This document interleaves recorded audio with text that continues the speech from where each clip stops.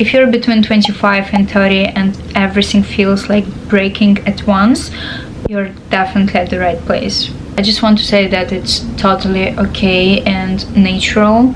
You probably just hit your real identity crisis, identity break, and it's actually your first real existential crisis. In my case, a relationship breakup triggered a panic attack, which became the beginning of everything. It was a start and pause of actually learning who I actually am outside of relationship, outside of my family patterns, outside of what life taught me to be. I remember clearly how my internal shift began. I just turned 25 and I was in a relationship with the guy that we have a mutual respect to. He was my friend, which was really important to me, but we constantly mirrored each other traumas, wounds, and back then, 5 years ago, there was not a lot of knowledge about emotional intelligence as it now, like on Instagram, TikTok, everybody is talking about it. So it was one evening, we just had a normal, quiet conversation that we cannot do this anymore, so we need a space, we need a break. And I was living between New York and Miami. He lived in Miami. So for 5 hours straight, I was packing all of my stuff that was at his place in Miami. And I remember I was packing, looking at my luggage with all these bags, designer clothes, like all this stuff like I've been carrying with me. And back then I was traveling just to go somewhere with like 2-3 luggages. Like I always need stuff with me. Now it's became different, but I was so overwhelmed from that 5 hours packing experience, you know. So I just looked at it, and at one moment I just fell down on the ground, on the floor, and I started crying.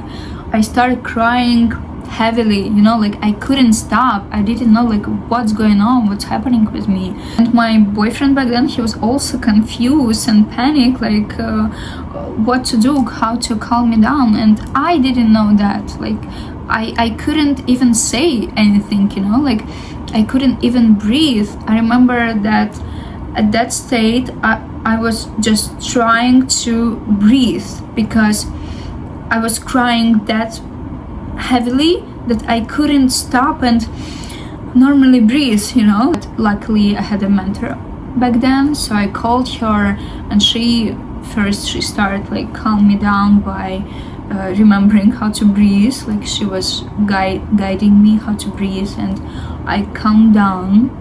I don't know, I was crying maybe for hours. It was a huge trigger. I never experienced that in my life, never. So she started explaining me and guiding me like what's going on slowly, brick by brick, step by step. That was the moment when I realized and made the decision that I'm gonna change my life. I'm gonna stop, pause, and change my life. So yeah, this is how it began. I came back to New York. I moved to different apartments. I started selling all of those designer bags, clothes. I didn't want anything flashy. I shifted quite too much to internal, to spiritual side, and from materialistic I went to being like very spiritual quickly, just like that. One decision, done, let's go. It was quite too much and fast, but it worked. What's interesting, like this spiritual world start open up to you as soon as you made the decision. Like a week or a few weeks after my breakup with my ex-boyfriend, my friends were going to Tulum, and they quite spiritual. I went to Mexico for the first time, Tulum. Tulum was a different place compared to what it's now. It was very quiet, few people, very spiritual, spacious.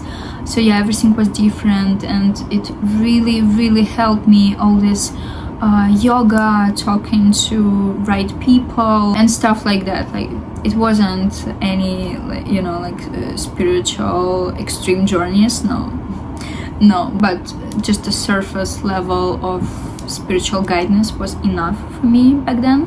I started to open up with people about what I feel and what my journey looks like, that those material things doesn't satisfy me anymore, and I don't know who am I, like why I came to this world, like real identity crisis. Like, you start asking yourself questions that you haven't asked before. What is my spark? Like, what is my purpose? What is my mission here? It was so many questions that I was really trying to find answers for. I was looking for my answers everywhere. At first I was more on the esoteric side, astrology as well, like all of those things, and then I was so curious about psychic and how our brain worked. By the way, the psychology is a big part of my story, because my first study back in Belarus was in philosophy and social science. So we had the classes of psychology, religious, and stuff like that. But yeah, at that moment, I was so curious to learn about how our brain works. So I started reading books about it. And then I saw a Harvard extension school course on brain. It actually chained 4 topics: mind, brain, health, education. So we were studying on intense speed those 4 topics. So I knocked out myself and my life for like half a year. I was constantly studying. I was so curious about it. Like, one point it became too much, because I became over analyzing things, like too much. So I found the studying quite essential. It really helped me to understand how our brain worked, and it helped me to realize, most importantly, that this process not gonna be fast, because I have no patience. I need everything fast. Like, shift me. I want to jump to that level of life where everything at their place, But this studies really helped me to understand that it's not gonna be fast. It actually takes 7 years to rechange your cells. So I'm like, okay, we are here for quite long. But it's better to really focus and change yourself in these 7 years, compared to not do the work at all and just, sometimes waste your life and try to look for answers without doing work on yourself. That period of time was, I think, the healthiest time in my life, because for this half a year I was waking up at 5-6 a.m. with the sunrise. I walked outside. It was winter back then. So anyways, I wake up, I went for a walk to get my optical flow, because I was reading so many good quality articles about the circadian rhythm, about the technology in your bedroom, sleeping hygiene, all of that stuff. And I was trying to apply everything, every article at once. So yeah, imagine, like, I lived very healthy life. Like, I didn't drink coffee. I ate only good, wholesome food. I'm not saying it's extreme or something. It just everything needs to be in balance. Yeah.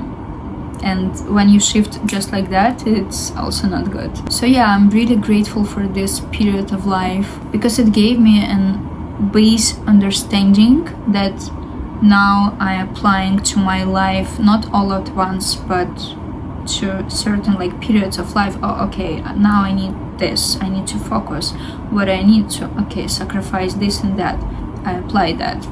Or okay, now I'm gonna work a year strictly on my body, what do I need, okay, this and that. So like, it was really essential. After that experience, I went to psychotherapy, the fundamental one. We started from the base, so we were rewiring every aspect, every trauma of my life, which was so essential. I've been there for 1.5 years. Then I stopped for 8 months, and quite recently, 3 months ago, I started therapy again, just with different therapists. Now we dove into deeper analyzing. It's really interesting. It's even for the sake of knowledge, for self-improvement, I highly recommend therapy, highly. A lot of people are scared to go to therapy because they think, oh, my life is gonna change, I'm gonna change, I'm not gonna be that emotional or etc. This is not true. It's still gonna be you. You're still gonna have your base settings. It's just the way you're living, it's gonna be more conscious, and you will have this kit of knowledge, how to and when to apply a certain behavior when you interact with people, when you interact with yourself, most importantly, like how you talk to yourself. Like you just instantly realize, like, oh, I've been harsh on myself, or oh, I've been criticizing myself. Like you just have this knowledge inside you and you start applying. It's really fascinating. If you have any questions about it, just ask me and I will specify, because it's really hard when you talk to yourself. Yeah, I need a feedback, not a feedback, respond, like talk to me, So yeah, don't be scared that you're gonna change. You're not changing. You're just becoming better and more like self-improvement. It's the coolest thing when a human, emotionally intelligent and aware of certain things, especially when you become a parent, it's so essential what we pass through the next generation. So yeah, don't be afraid of changes. It's essential and necessary, especially in the world that we're entering right now. Everyone is becoming like so self-aware. And yeah, if you don't work on yourself, like you just suddenly becoming a white sheep, you know what I mean? So yeah, work on yourself. Okay, now more on the topic of first existential crisis. It usually happens from 25 to 30. Everyone has different psychic time, I would say. But yeah, usually in this gap, existential, like it's in the world, exist. What is my existence? Like that's the main question, why I'm here, who am I? I wrote something so I don't forget, because my ADHD sometimes knock me out. It's a time when you start re-evaluating yourself, your life, who you are, and the choices you've made. Before 25, it's usually you don't think that deeply, you just live, you just let go. You don't think about, oh, what kind of choice I'm about to make. No. So basically we just move through life the way we were shown by our family, school, the environment we grew up.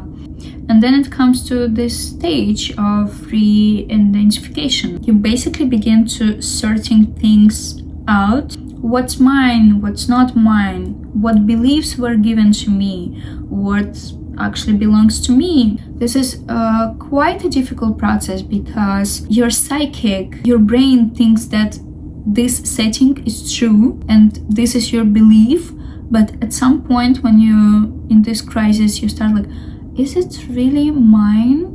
And what's important here is to focus on what you feel, not what you think, but what you feel. Like if your body like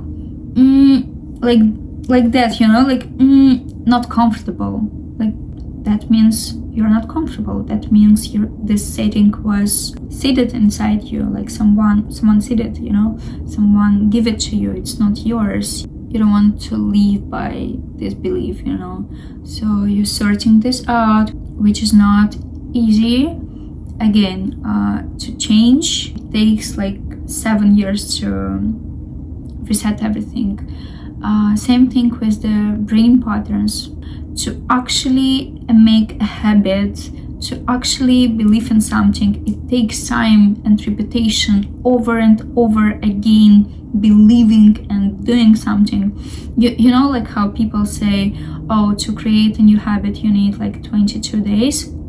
Yes, you just constantly over and over again affirmate yourself, put this belief inside your head that this is true, like not what I used to think is true. Yeah, over and over again, that's how you remove the old pattern and seed a new one that aligns with your values right now.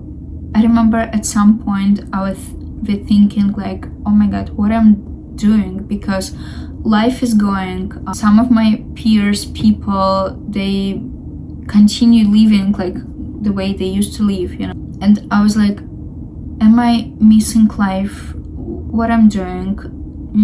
Maybe I should go back and just leave, you know, like why I'm in this process so much, so deep, all this therapy, studies, like, you know, you feel like a kid who's studying inside your home and your friends are playing outside and you hear them, you see them, you want to go out, but you know that you have to do the work, you know that you have to study for bigger purpose, you know, like.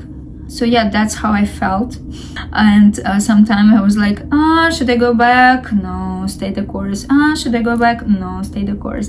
That's an emotional swings I've been having. Yeah, I just taught myself that if I didn't do this now, it will still catch up with me just later at my 40, 50, like it will catch up with me. So it's better to do the work now when it's time, when it naturally came to you. Don't hide, don't try to go back to old patterns. Just stay the course and it will pay its price, you know, like how they say hard work always pays off. It does, just it takes time. It takes time, patience and sacrifice. And now we step into sacrifice. I truly realized that improvement and change requires sacrifice. One of my sacrifice, big one, was a decision that I'm not gonna jump into a relationship until I do the work, which was quite extreme decision, but again, it worked. Because yeah, relationship is the most intense form of identity blending. If you're not strongly anchored, I don't know if I'm saying this word right, but anchored in who you are, what your values are, what is natural for you, what is unnatural for you, you start changing yourself inside this symbiosis of relationship, you and your partner. Because, you know, we have this splash of oxytocin when we in love, when we in relationship, we don't think clearly, you know, like. So yeah, all this oxytocin, dopamine, the euphoria, the idealization of your partner, of the environment you're in, of your relationship, all of this really blurry your vision. So yeah, at some point you may believe that, oh, this is what I truly feel, but then you realize, oh my god, that wasn't even your feeling, that was your partner feeling.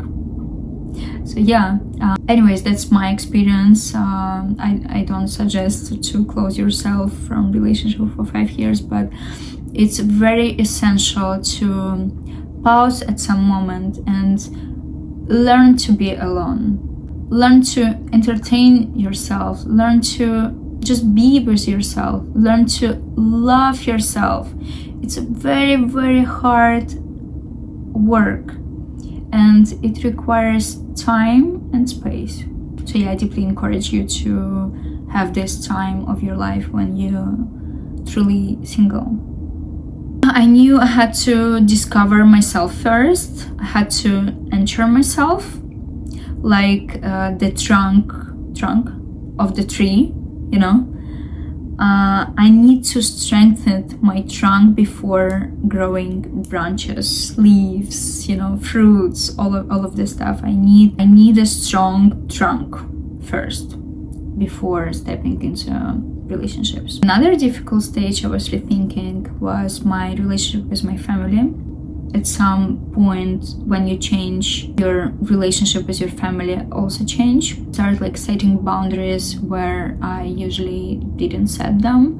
So we start to relearning our communication between each other in my family from more adult to adult sides, you know, from more like mature place. That was not easy at all, but again, it worked.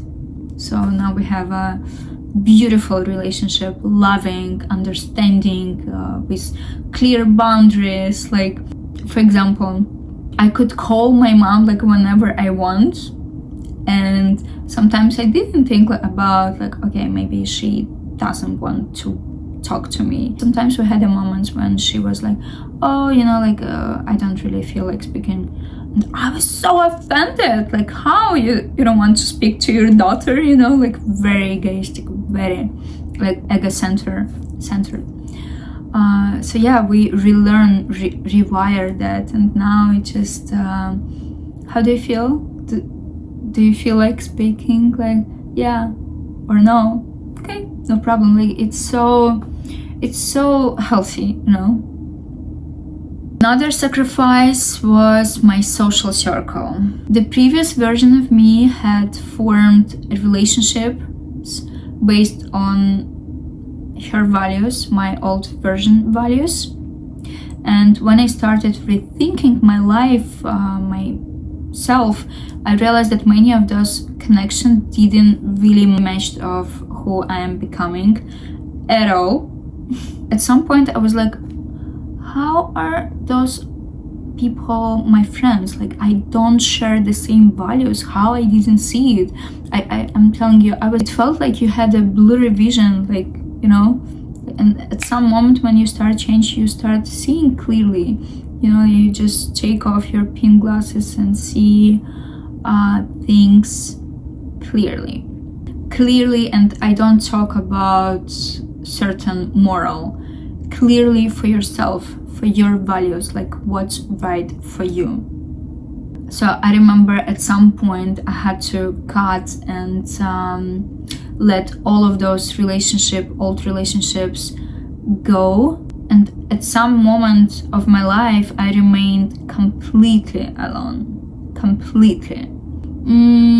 At first it was a bit scary, just a little bit. But because I had this school experience when sometimes I was going into a very individual path, and if I didn't follow some of my classmates or like cool girls, like I just ended up being alone. Like, I was bullied a lot, but we're gonna talk about it in the next episode.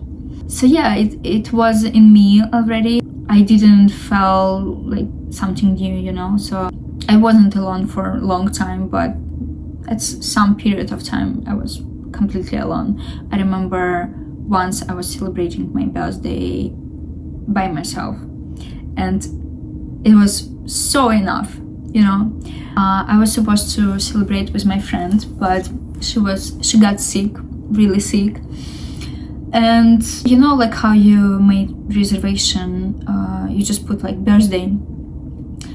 So I was like, should I go to this reservation or should I not? I was like, all of those voices in my head, like telling me, oh, what I'm gonna do there alone, like it's so weird, blah blah blah. So I just stopped this noise, I pulled myself together, and I went to this restaurant. I ordered all of my favorite foods. I ordered different type of drinks just for taste, you know. Like, I just felt so good. And my birthday falls on around Christmas, so I was just sitting happy, observing. I was reading, listening to the messages from my friends who don't live in the United States, abroad. So I was just like, happy. And at some moment, my server waiter came up to me and say like, that's your birthday, right? I'm like, yeah. He's like, should I bring the cake? Like, and I told him, yeah, bring the cake, but don't you dare sing. He brought the cake. He whispered, happy birthday to you. He just whispered. It was so funny. It was so warm, wholesome. I'm gonna remember this for my whole life, probably, this moment. On this day, on this birthday, I realized I can do anything. I can be alone, and that's enough. That's enough. After that, you're not afraid of being alone at all. But yeah, I just want to share with you that if you're in this moment, if you feel that your life it's something similar of what I was saying just now, know that it's normal, it's okay, it's natural, it's just a part of your evolution, of your growing. Just follow yourself, follow the life, follow your feeling, what you feel, most importantly. Go where your inner self leads you. And trust me, it's usually new paths, new choices, new places. New places scare us so much. We know that. But trust the process, trust your inner self, trust those changes, and just follow them. I also want to say that looking back now, this is your precious time that probably not gonna repeat itself. Never. Can you imagine? So respect this moment, respect this time of your life, this experience of your life. Go through this. Don't be afraid of staying alone. Don't. It's very essential. There's a lot of beauty in it. That experience, you actually learn to love yourself when you're completely alone. It really reminds me of the movie How to Be Single, when she was also going from one relationship to another one, and she was trying to figure out herself. And at some point she realized that she wants to be just by herself, to experience this being by yourself, to experience this feeling when you're being just by yourself. She traveled to national parks, she climbed somewhere, something like that. The thing about being single is you should cherish it. Because in a week or a lifetime of being alone, you may only get one moment. One moment when you're not tied up in a relationship with anyone. A parent, a pet, a sibling, a friend. One moment when you stand on your own. Really, truly single. And then it's gone. I'm saying this because in this period of time, in these 5 years, I took a trip to national parks by myself.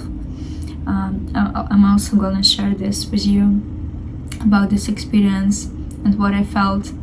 So yeah, if you're in this moment right now, I wish you a gentle journey, a good people that guides you through this process. It's gonna be a lot of strangers, people that will help you on the way. Just trust the process, follow, and trust me, it leads you to an amazing prime. I just turned 30 and I never felt that good.